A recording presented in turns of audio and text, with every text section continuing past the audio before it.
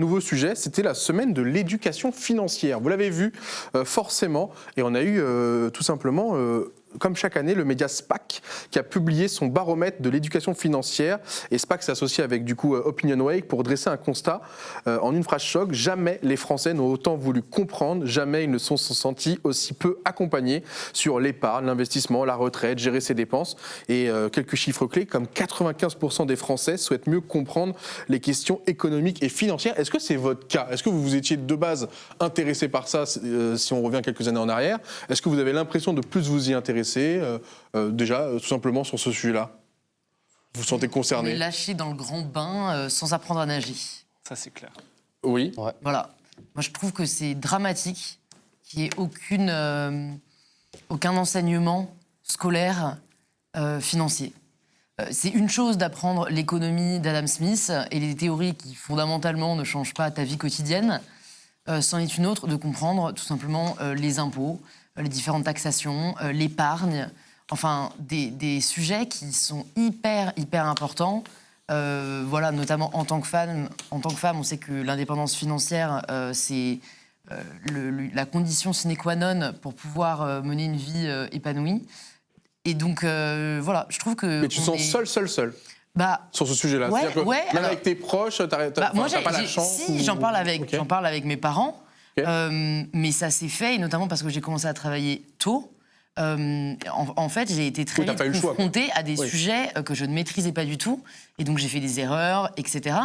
Et en fait, je me dis, mais si j'avais eu cet enseignement-là un minimum en cours, je pense que ça m'aurait évité des courriers de l'URSSAF qui s'accumulent à ne plus savoir quoi en faire, quoi. Et c'est vrai que on est tous, quel que soit notre genre, pas aidés là-dessus, mais les chiffres montrent que les femmes le sont encore moins, et d'ailleurs, c'est elles qui investissent le moins. C'est vrai. Et c'est à qui on donne le moins d'investissement aussi. Donc, il y a vraiment, pour moi, cette double casquette, éducation financière à faire, et notamment essayer de pallier les inégalités de genre. Il y a John qui réagit, c'est intéressant, il dit c'est difficile à enseigner parce que ça change tous les 3 mois, vu que c'est en constante évolution. Ça n'empêche pas, je pense, que soit avoir des bases, soit expliquer justement que c'est en mouvement et qu'il faut malgré tout toujours peaufiner ces informations, surtout aujourd'hui avec les outils qu'on a, ça sera entre guillemets plus facile de se mettre à jour régulièrement. Mais effectivement, on peut montrer l'infographie qu'on avait justement, donc avec 95% des Français qui souhaitent mieux comprendre, mais du coup, un Français sur 3, donc 34%, estime savoir quoi faire en matière d'épargne et d'investissement contre 41% en 2025. Donc ça continue de descendre étonnamment, alors qu'on a de plus en plus d'outils qui nous permettent de mieux se former. Et on a du coup aussi 38% qui estiment que leurs conseillers ne les accompagnent sur rien, parce que oui, tu es censé avoir à la limite un banquier ou d'autres personnes dans ton horizon. Pour vous, ce ne sont pas des alliés dans cette quête-là.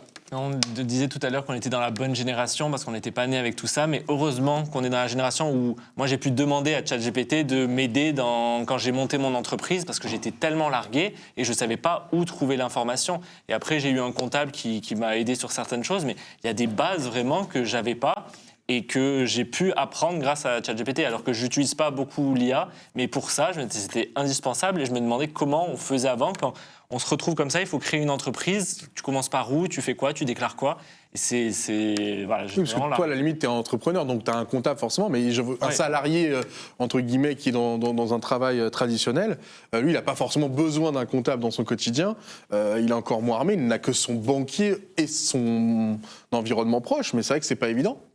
Je pense que je vais choquer personne. La France a un gros problème avec l'argent, son rapport à l'argent, l'investissement, et c'est très tabou. De toute façon, on est un pays où on n'aime pas dire nos salaires, où on a peur de parler d'investissement, d'épargne. C'est des mots un petit peu tabous et qui sont toujours associés au capitalisme, à des idées qui pourraient être néfastes pour tout le monde. Il y a un truc qui m'a intéressé en préparant l'émission. J'ai regardé le classement des personnalités les plus riches du monde et je me suis rendu compte en fait que si tu regardes les grosses personnalités américaines et les grosses personnalités françaises, les personnalités françaises sont toujours issues d'héritages familiaux, d'empires, alors qu'aux États-Unis, c'est plus l'entrepreneuriat qui amène à ça. Donc pour moi, ça veut dire énormément. En France, on associe l'argent à de l'héritage, parce que c'est majoritairement de l'héritage, alors que dans d'autres pays, il y a beaucoup plus ce sentiment qu'on peut faire quelque chose de son argent. J'ai la chance avec mon travail, du coup, donc je suis journaliste tech, donc je vais assez souvent aux États-Unis rencontrer des ingénieurs, des Français qui sont partis vivre dans la Silicon Valley pour fonder des startups, pour travailler pour Google, Apple, Microsoft.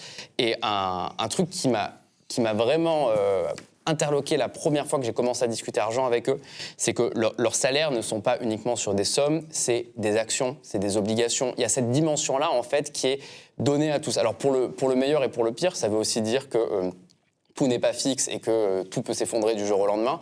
Mais c'est souvent une approche qui prouve que dans beaucoup de pays, l'argent, l'investissement, le fait de posséder des actions d'une entreprise ne fait pas peur, alors que chez nous, c'est forcément attribué à quelque chose de mouvant qui pourrait du jour au lendemain s'effondrer. Et pour moi, c'est important que la future génération, et comme tu le disais, avec l'intelligence artificielle, ce sera peut-être plus facile, comprennent comment tout ça fonctionne et prennent non pas plus de risques, mais en tout cas sortent des schémas traditionnels qui sont le livret A ou garder de l'argent sur un compte courant, parce que c'est pas comme ça que tu utiliseras bien ton argent. Après, on est sur deux modèles vraiment très différents entre les États-Unis et la France. Les Américains, pour survivre, doivent épargner parce qu'ils n'ont pas d'assurance chômage, ils n'ont pas d'assurance santé. Donc si du jour au lendemain, ils ont un cancer, ils doivent le payer, ils doivent mettre de l'argent de côté. Nous, on a aussi cette chance de moins regarder côté argent sur ces dépenses-là parce qu'on est protégé. Donc il y a quand même du bon à moins devoir être obligé d'épargner. Alors est-ce que c'est du bon parce que techniquement le monde actuellement joue sous ces règles-là? C'est entre guillemets nous qui avons nos petites règles supplémentaires à nous, mais quand tu regardes autour, le monde se joue de ça. Et peut-être que si la France est aussi en difficulté financière, c'est parce qu'on n'a pas été amené peut-être nous à faire travailler notre argent plus tôt pour peut-être créer plus de bénéfices et avoir un statut. Je dis ça comme ça, mais c'est un modèle quand même assez égalitaire. Et quand on regarde les inégalités aux États-Unis, c'est pas en faisant ça qu'ils améliorent leur cas et qu'on voit la pauvreté qui explose. Dans les pays comme aux États-Unis, il y a encore une vidéo où on voit un livreur de 78 ans. Oh là là, ça m'a brisé le cœur. T'as pas le choix. Les caissiers aux États-Unis sont très vieux. Il n'arrive même pas à se baisser. Et c'était horrible. Et ils ont monté une cagnotte de $1 million. Et donc ça, c'est très américain. Donc ils ont sauvé ce papy. Mais combien ne sont pas sauvés? Combien sont oubliés et meurent au travail? Donc non, je pense que franchement, on devrait chérir notre modèle, même s'il est loin d'être parfait aussi. Non, clairement, c'est toujours l'équilibre entre est-ce qu'on impose beaucoup pour redistribuer ou est-ce qu'on laisse un peu plus dans les poches de chacun, mais on les conseille et on les amène à s'investir financièrement d'autres manières, quoi. Je pense qu'il faut un entre-deux. Personne ne souhaite imiter le modèle américain. Il a plein de défauts, les inégalités sont immenses. Mais ce qui est certain, et les chiffres le disent, c'est qu'on a l'impression en France qu'on nous laisse nous débrouiller tout seul et que avoir de l'épargne ou investir, c'est un truc de riche. Et ça ne devrait pas l'être. Tout le monde devrait pouvoir c'est en train d'évoluer, en tout cas, avec les néobanques et aussi tous les discours commerciaux autour de ça. Les néobanques aident, mais tu vois, par exemple, moi, ce qui m'inquiète un petit peu, c'est que je vois de plus en plus émerger de comptes sur les réseaux sociaux, de conseils en investissement, qui souvent sont des trucs un peu obscurs, avec des crypto-monnaies, avec des formations payantes. Et je suis pas sûr que... J'ai un peu peur qu'on fasse le grand écart entre des gens complètement désinformés là-dessus et qui ne s'intéressent pas et qui, du coup, en effet, n'ont aucune éducation financière. Et de l'autre côté, des personnes qui se font avoir par des personnes qui leur promettent qu'ils vont devenir millionnaires ultra facilement. Donc, pour moi, l'enjeu est là. C'est comment on fait pour avoir une population qui est suffisamment éveillée et éduquée sur ces thématiques-là pour bien avancer. Justement, on a l'image suivante du même sondage qui nous montre que c'est les jeunes et effectivement les femmes qui sont le plus en difficulté sur ce sujet-là. Si on peut avoir les slides suivantes, on a eu 38% des moins de 35 ans ont déjà été victimes d'une arnaque financière. C'est un Français sur 4 en moyenne. Donc c'est ce que tu disais justement, c'est que maintenant quand on veut y aller, autant essayer de trouver les bonnes portes, sinon c'est compliqué. Et celle juste après, c'est une équité financière entre les femmes et les hommes qui demande à être mieux accompagnés. Vous allez pouvoir le voir, mais du coup 29% des femmes déclarent savoir quoi faire en matière d'épargne contre 41% des hommes. Donc malgré tout, on voit que l'égalité, elle n'est pas totale sur ce sujet-là, elle aussi. Et je vous laisse regarder aussi pour en bas, mais 49% des femmes en couple se sentiraient capables de gérer seules les finances du foyer en cas de séparation ou de veuvage, contre 65% des hommes. C'est ce que tu disais d'ailleurs, ça, Louise. Justement, que c'est les... Et donc ça, effectivement, si on l'éduquait dès l'école, alors je crois que ça commence à être un peu le cas, mais si c'est 1 heure tous les 6 mois, si tu veux dire, donc à voir à quelle dose, mais si on essayait d'éduquer le plus tôt possible, c'est là où l'équité serait la plus totale. Si je peux recommander un bouquin, l'autrice Titu Lecoq a écrit un excellent livre qui s'appelle Le couple et l'argent, où elle étudie déjà tous les tenants et les aboutissants de notre relation financière à nous-mêmes et quand on est en couple. Et elle, en fait, elle pointe du doigt toutes les inégalités qui se créent dans le couple dont on n'a pas forcément conscience. Et elle met notamment en avant la théorie du pot de yaourt. Et donc c'est dans des couples aujourd'hui assez classiques. La répartition se fait généralement de la sorte. C'est l'homme qui va gérer les grosses dépenses comme la maison, les assurances, etc. Et la femme qui va gérer les courses et peut-être aussi les dépenses des enfants. Et donc en cas de séparation ou de divorce, on voit qu'il y a une énorme inégalité qui se forme parce que finalement la femme n'a rien construit, n'a pas investi. Et ça se fait sans penser à mal de la part de l'un ou de l'autre. Mais ça se fait juste par méconnaissance financière. Voilà. Donc ce livre juste est très simple à lire et je trouve permet de vraiment apprendre sur le sujet. On a quelques réactions justement, là je peux en lire un, c'est de facto un truc de riche pour te répondre Nicolas. Quand tu es à découvert le 15 du mois, tu peux pas investir ou épargner même si tu es assez renseigné pour savoir comment le faire. On en revient justement au système, comme le disait aussi Johan, sur est-ce que les gens seraient peut-être aujourd'hui plus prêts à être moins imposés pour essayer de créer leur propre chose, mais qui veut dire d'être moins imposé veut aussi dire sacrifier des ponts de sécurité qui existent à un moment donné, quoi.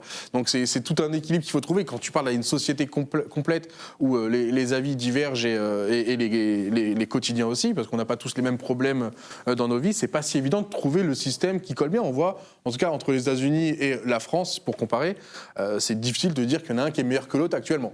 Les deux ont leurs points forts et leurs points faibles. Moi, je dirais que le français, quand même. Ouais. Je pense qu'on peut dire qu'on est un peu mieux. Ouais. Ça, c'est très bien. Et généralement, quand on retire des règles, donc on dérégule, les personnes qui ont déjà le moins sont celles qui perdent le plus. Ouais. Donc il vaut mieux protéger. Il ne faut pas être malade aux États-Unis. Après, si tu es jeune, que tu es entrepreneur et que la vie est belle, c'est sûr, aux États-Unis, tu peux très bien vivre. Mais dès que tu tombes malade, dès que tu as un problème, c'est là que tu te sens très seul, quoi. Mais de toute façon, il y a une vraie psychologie de l'argent. C'est un vrai domaine pour nous, les psychologues. Personne n'accorde la même valeur et la même représentation de l'argent. Et c'est pour ça que ce que Louise disait, je trouvais ça hyper intéressant, parce qu'effectivement, l'argent, c'est un des plus gros sujets de discorde dans le couple. En tout cas, ça peut créer des très grosses discordes parce que déjà, on n'a pas tous dans un couple, les deux, la diade n'a pas eu la même éducation financière. Et même, de toute façon, c'est un vrai sujet parce qu'il y a des biais cognitifs aussi là-dessus. Un des plus gros biais cognitifs et une des plus grosses idées reçues, c'est il y a beaucoup de personnes qui souhaitent des augmentations de salaire parce que aujourd'hui, la vie en plus coûte très cher. Mais le problème, c'est que t'as beau augmenter, je sais pas, de 200 € ton salarié, le salarié, lui, va penser qu'il aura une meilleure vie. Non, c'est complètement faux. Le salarié dépensera 200 € de plus dans, je sais pas, des affaires, des fringues, des chaussures, enfin tout ce qui lui passera sous la main, du maquillage ou quoi que ce soit. Donc en fait, non, ça ne te permettra pas d'investir ailleurs parce que cet argent ne sera même pas investi, il sera dépensé au même titre que tu verras ça comme de l'argent de poche en plus. Donc en fait, il y a une vraie éducation à faire à ce niveau-là parce que il y a trop de biais cognitifs, il y a trop de personnes qui ont des fausses croyances et faudrait lisser toutes ces choses-là parce que il y a beaucoup de gens qui ont une éducation financière et malheureusement, ils arrivent à bien s'en tirer aussi. Est-ce qu'on peut se lancer un petit sondage? Est-ce que vous estimez être plutôt bon au niveau de l'éducation financière ou est-ce que vous aimeriez en apprendre un petit peu plus? Mais c'est très intéressant, encore une fois, d'avoir tous vos avis. On va pouvoir, nous, en même temps que de lancer ce sondage-là, aller voir les bons élèves, les très bons élèves dans le monde. Tiens, si je vous donne, par exemple, en Europe, selon vous, dans les 10 plus grandes richesses européennes, combien sont françaises? Je pense que c'est pas mal. Ah ouais? C'est grand l'Europe, hein, c'est grand. Sur les 10 plus riches, c'est combien de Les 10 plus riches européens, combien sont français? Déjà, il y a Bernard Arnault qui doit être en tête. Oui, c'est sûr. Ouais. Donc, on peut même les nommer. Donc on a la première place. Il y a 10 fortunes 10 fortunes européennes. Combien sont françaises? Ouais. Je dirais une bonne moitié. Ah ouais? J'aurais dit la moitié. Ah ouais? 4, au moins 4. Vous connaissez l'Allemagne ou? Putain. Non, il essaie de dire en erreur. Mais il y a le même luxe, dans les mondiales, l'immobilier, enfin, les noms comme Bernard Arnault, Daniel sont connus en Europe. Les noms. Oui. Vous vous mettez d'accord sur 4? Ouais, 4, moi je pense. Allez, on va partir sur 4. Vous y étiez presque, c'était 5. 5. La moitié. On a dit une bonne moitié. Effectivement, 5, si on peut revoir le tableau, justement, effectivement, en commençant par Bernard Arnault. Là où je vais vous demander de regarder, et ça va être super intéressant avec ce qu'a dit tout à l'heure Nicolas, c'est de regarder tout simplement les secteurs les secteurs européens, donc on peut le voir, LVMH, L'Oréal, Zara, Ferrero, Red Bull, Chanel. Donc vous voyez ce que je veux dire, c'est du consommable, du luxe. Et c'est des héritiers pour la plupart. C'est du matériel, c'est quelque chose de palpable, vous voyez ce que je veux dire. Si on fait la même chose côté États-Unis, et qu'on regarde par rapport aussi au secteur, si on peut nous envoyer la slide numéro 2, côté USA, vous allez voir que justement, on est totalement sur autre chose, hein, avec Microsoft, Alphabet, enfin les GAFA de manière générale. On va retrouver Nvidia aussi, forcément. Et donc là, on est totalement sur un autre secteur. Est-ce que ça explique un peu ce que tu disais avec l'héritage, où en fait, en France ou en Europe, ça se construit décennie après décennie, vie après vie, alors que là, un entrepreneur qui a eu le bon filon dans sa génération, il est vite monté dans le top. En tout cas, ça donne... Il n'y a que de la tech, hein, quasiment. Que de la aux tech, US. ouais. Mais ça s'explique aussi par toute la bulle IA, Mais on en fait pas, le fait non que les actions... Si, sont où totalement, mais pas autant. Oui.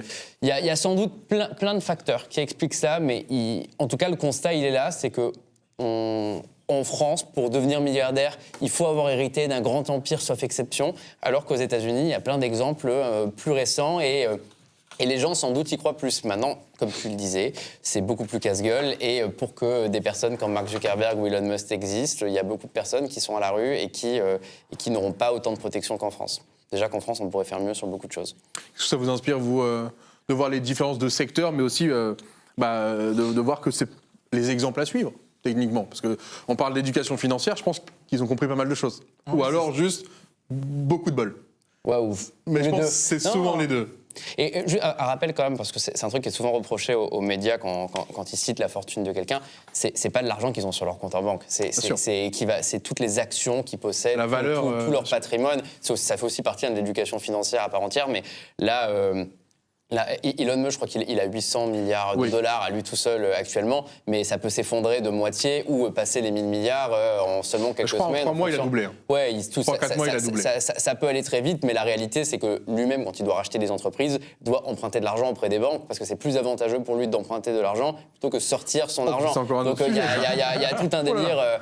C'est pour dire à quel point c'est complexe finalement, pourquoi on aurait sans doute besoin d'un peu mieux comprendre comment ça fonctionne pour pas faire de raccourcis. Non, mais totalement. Effectivement, après, il y a plein de techniques fiscales pour essayer de faire monter la valeur de son capital et d'avoir des dépenses courantes les moins taxées possibles. Ça, c'est encore un autre sujet. Moi, ce qui m'inquiète, c'est peu importe États-Unis ou France, c'est le nombre de milliardaires et leur richesse qui ont explosé sur les dernières années, alors que le niveau de vie il baisse dans beaucoup d'endroits et les inégalités se creusent. Et c'est assez dangereux parce qu'on va vers des personnes qui ont toujours plus d'argent et qui ne savent pas quoi en faire. Cet argent, même si c'était qu'1 milliard, il ne pourrait jamais dépenser 1 milliard dans sa vie. Et à côté de ça, on a une dégradation de nos services publics, etc. Parce que il y a beaucoup d'optimisation fiscale. Toutes ces entreprises, elles sont aussi riches aussi, parce qu'aux États-Unis, par exemple, payent beaucoup moins d'impôts que chez nous.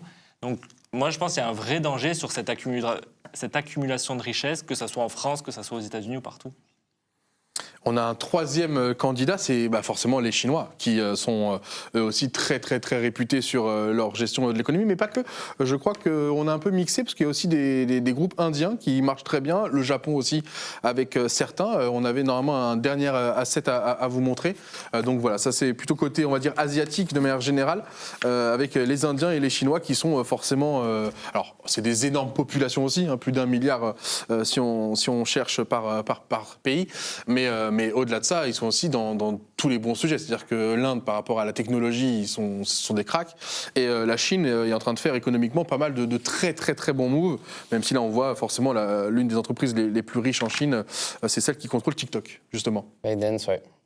Et on voit d'ailleurs dans le classement qu'on vient de montrer, plein de géants de la tech chinois, Tencent, Xiaomi, toutes ces entreprises-là. Donc la tech aujourd'hui est vraiment le moteur de l'économie mondiale. La question c'est pour combien de temps, parce que ça peut s'effondrer du jour au lendemain. Moi je pense pas, je pense que ça va durer, mais il y a toujours les doutes sur ce type de montée. Et que je trouvais ce qu'a dit Yoann très intéressant sur la différence entre les milliardaires et nous. C'est vrai que si on regarde les chiffres sur les 10, 20, 30 ans, on voit que le salaire moyen, le salaire minimum ne fait que très peu progresser dans le monde occidental, alors que les milliardaires ont une fortune qui double tous les 6 mois. Et il y a quand même quelque chose qui ne va pas dans ce système, et je pense que pour beaucoup de personnes, il y a une incompréhension totale, et que ça contribue aussi à cet énervement général qu'on a sur la finance. On a le résultat du sondage, c'est plus de 56% des gens qui disent ne pas s'y connaître assez, du coup, au niveau éducation financière. 30%, oui, ça va, je maîtrise. Et 14%, rien du tout. Est-ce que aussi au niveau peut-être psychologique, vu que là, on parle de l'argent, et que l'argent, c'est ce qui nous permet, du coup, déjà de répondre à nos besoins vitaux, il n'y a pas aussi une peur de perdre, de se lancer, de rater. C'est aussi des mondes qui se veulent complexes, ou même parfois ils ont fait exprès de créer des termes pour complexifier l'entrée et que du coup tes besoins passer par des intermédiaires, même si aujourd'hui on simplifie beaucoup avec l'IA qui permet de tout expliquer, ou les néobanques qui te font faire ça en quelques clics, mais voilà, avec les risques que tu prends tout seul dans ta chambre. Niveau psychologie, est-ce que aussi les gens, vu les temps dans lesquels on vit, ils n'ont pas envie plutôt de protéger ce qu'ils ont et de prendre le moins de risques possible, quoi. Pour les plus anxieux d'entre eux, oui, il y a des tempérament dans la façon dont on investit son argent. C'est en fonction du caractère même que tu vas avoir, tu vas investir ton argent très très différemment. Sur des anxieux vraiment qui ont peur du manque, qui ont peur du manque déjà dans la vie quotidienne, évidemment, c'est des gens qui peuvent énormément épargner. Mais à contrario, on peut avoir des gens qui vont dépenser émotionnellement. Donc là, éducation financière ou pas, c'est aussi une question psychologique qu'il y a là-dessous, et ça soulève beaucoup de choses, parce qu'il y a sûrement des choses, il y a peut-être des traumas, enfin ça peut être une question purement psychologique derrière tout cet argent. C'est des choses qu'on t'aborde beaucoup, au cabinet. Oui, au-delà de dire c'est un sujet de conflit avec un tel, mais genre personnellement, c'est un sujet qui m'angoisse au quotidien quand je vais dormir le soir. Soit je me dis mince, j'ai 500 € qui traînent, je ne sais pas où les placer, et ça me stresse de ne pas les placer parce qu'ils perdent de valeur avec l'inflation. Ou à l'inverse, au contraire, ça me stresse, je n'ai pas d'argent à investir, je suis au bout tous les fins de mois, je suis même à découvert, je suis angoissé dans la vie par rapport à ça. Limite, c'est son problème principal. Les gens, c'est pas le problème principal chez les gens du tout de se demander où est-ce qu'ils vont investir demain leur argent. S'ils ont 500 € en trop, le premier réflexe, c'est beaucoup action-réaction, c'est ok, je peux m'acheter quoi demain, parce que personne n'est éduqué sur l'argent, comme dit tout le plateau. On ne sait pas. Moi, j'ai jamais entendu un de mes patients, peut-être qu'il y a des psychologues dans le chat, en tout cas moi j'ai jamais eu ça, un de mes patients qui m'a dit je sais pas où je vais mettre mon fric, je suis pété de thunes, je sais pas ce que je vais en faire. Au pire, la personne elle va te dire en face, je vais prendre des congés, je vais partir aux Seychelles. Au pire, ce qui est compréhensible aussi, vu l'époque. Complètement, vu l'époque, ils ont besoin de ça, et je pense que oui. On n'est pas très nombreux à avoir de l'argent pour se dire allez.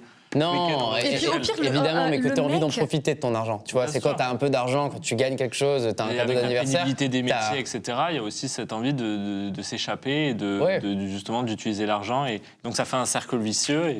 Mais c'est très polarisé de façon, la façon dont tu investis ton argent. Soit, c'est pas péjoratif ce que je vais dire, mais c'est malheureux pour autant. C'est soit tu sais comment investir ton argent, tu sais comment le faire fructifier, tu sais comment gagner de l'argent et épargner.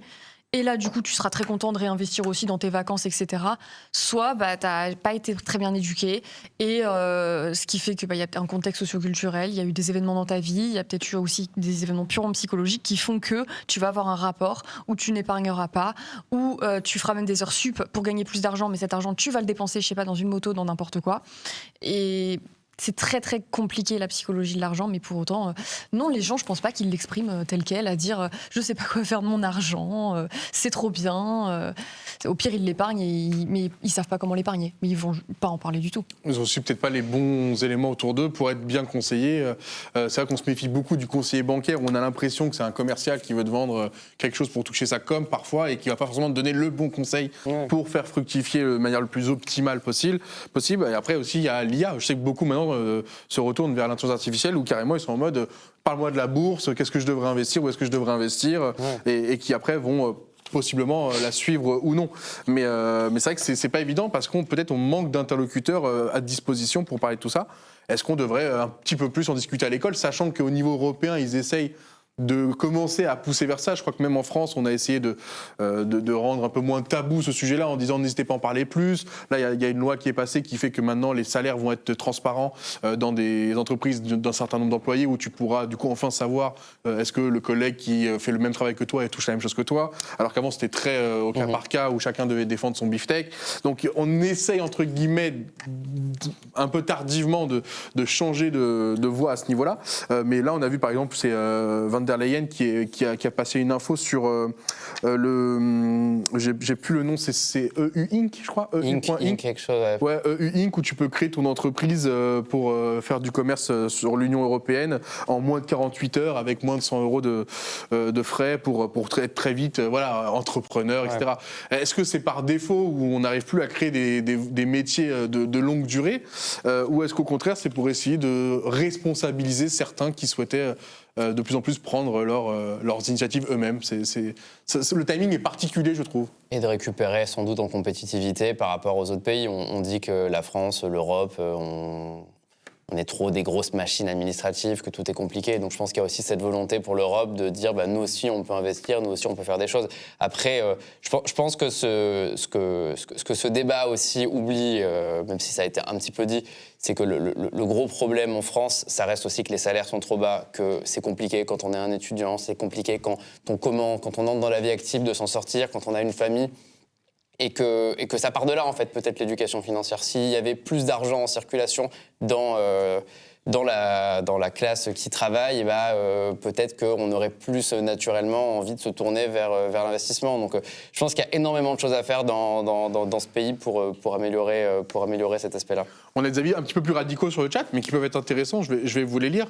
Là, il y en a un qui est The Semaine qui nous dit « C'est mieux pour l'État que les gens connaissent rien à l'argent pour garder les gens pauvres. Sans les pauvres, les gens n'auraient plus envie de travailler et de produire la richesse, du coup, forcément, des autres. » Je ne sais pas ce qu'on en pense, c'est peut-être un petit peu trop radical, mais ou est-ce que c'est parce que l'État ne voulait pas s'immiscer à ce point-là dans la vie de quelqu'un en lui disant allez, il faut que tu fasses ça.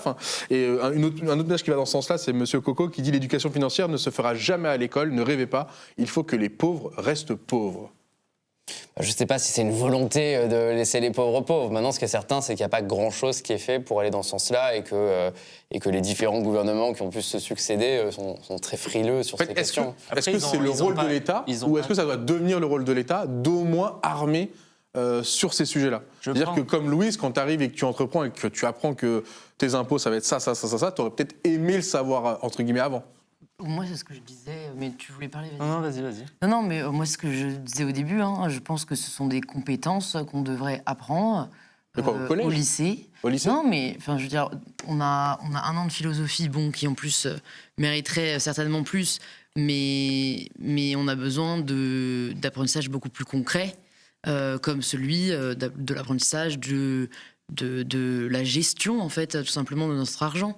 Qu'est-ce qu'on épargne où est-ce qu'on dépense? Si on peut investir, où est-ce qu'on le fait? Où est-ce qu'on peut réduire peut-être nos coûts? Enfin, pour moi, c'est sympa les cours d'économie où on apprend vraiment toutes les théories qui vont avec, mais c'est encore mieux de pouvoir avoir des billes pour mettre l'économie en pratique.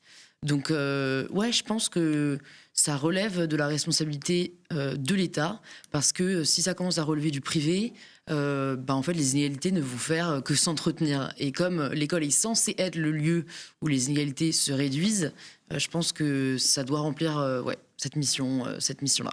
Est-ce que dans le chat, vous pouvez nous dire, pour ceux qui sont un petit peu armés sur le sujet, où est-ce que vous avez appris? Est-ce que c'est un youtubeur spécifique, une chaîne YouTube, un contact que vous avez privilégié dans votre famille, dans votre entourage, dans le système bancaire? Je suis très curieux de savoir, parce qu'aujourd'hui, effectivement, il y a quand même pas mal de contenus qui, même sur les réseaux sociaux, sur TikTok, vont essayer de t'amener à au moins te poser la question et te renseigner, ou alors tu as des vidéos YouTube un peu plus longues qui forcément ont des choses à vendre au bout d'un moment, mais qui malgré tout parfois te donnent quelques billes pour assimiler de temps en temps des choses intéressantes. Moi, je voulais rebondir justement sur les deux commentaires et je les trouve pas si radicaux que ça, parce que c'est vrai, le modèle capitaliste, il repose sur le fait de faire travailler une main-d'œuvre, et plus les pauvres, plus ça fonctionne. Et aujourd'hui, tous les milliardaires qu'on a cités tout à l'heure, ils sont pas récompensés par leur travail. Ils travaillent, mais leur richesse n'est pas équivalente à leur travail. Leur richesse est équivalente parce qu'ils font travailler des millions de personnes et souvent ils exploitent aussi beaucoup de personnes. Et donc c'est un système pyramidal. Et donc si on enlève cette base de personnes pauvres, tout s'effondre. Donc il y a vraiment un schéma de pensée. Il y a beaucoup de sociologues qui en parlent sur ce fait de pour maintenir cette société, il faut maintenir des personnes pauvres.